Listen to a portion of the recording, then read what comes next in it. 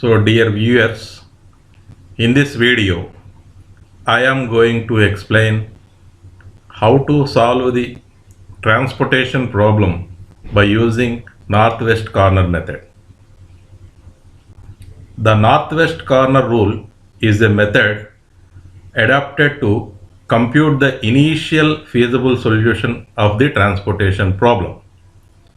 The name northwest corner is given to this method because the basic variables are selected from the extreme left corner. So in this table, this is a transportation table. Here there are three sources, O1, O2 and O3, with the production capacity of 300, 200 and 200 respectively. The demand of three retailers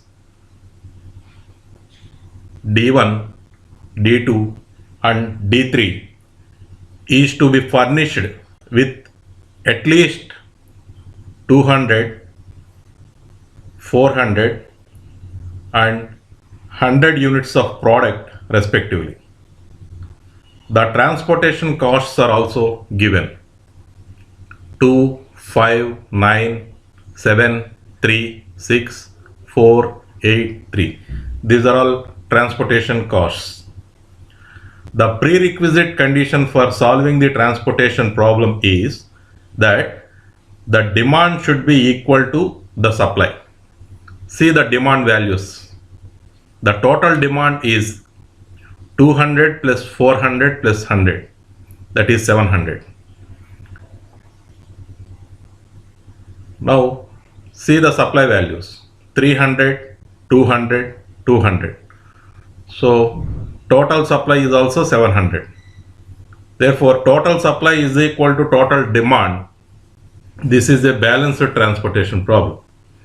This is a balanced transportation problem. Now to solve this problem by using northwest corner. So what is the first step? First we have to select the northwest corner of the matrix. So this is the given transportation matrix. In this we have to select first this cell. This is the extreme left corner cell of the matrix or northwest corner of the matrix. So we can assign as many units as possible to this cell, that is O1 D1. Here see the supply and demand values. The supply is 300 and demand is 200. So we can allocate 200 units to this cell. So 200 units are assigned to the cell O1 D1 that satisfies the demand of destination D1. Okay, while the supply is surplus. Here the supply units are 300. We allocate 200 units here. The leftover units are 100. Here the demand of D1 already fulfilled, so we can cancel out the remaining cells in the first column. Now we'll move to horizontal.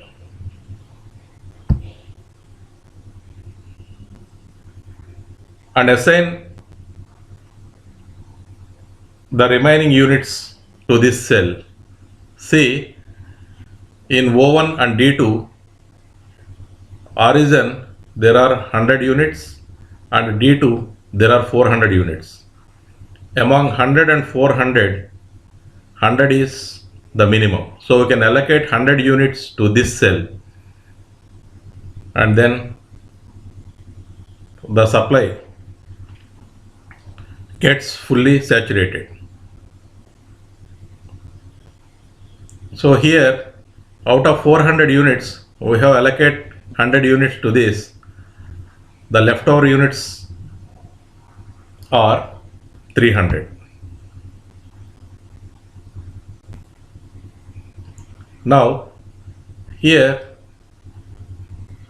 see 200 plus 100, the total supply value gets fully saturated, so we can cancel this cell also, this cell. Now move vertically in the matrix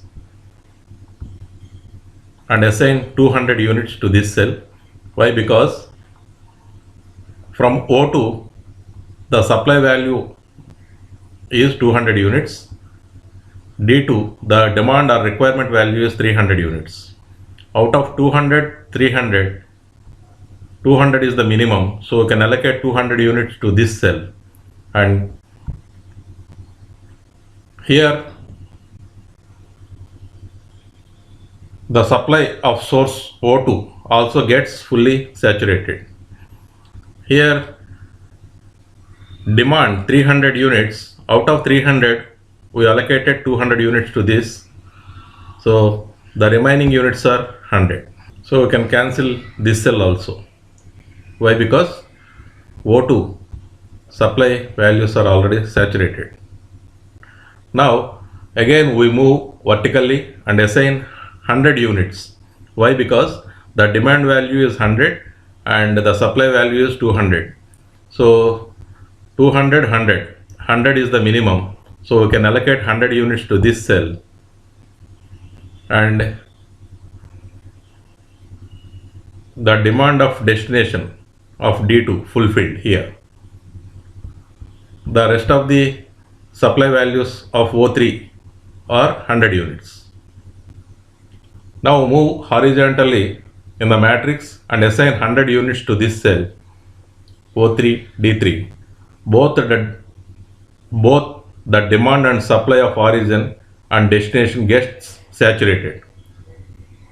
Now the total cost can be computed.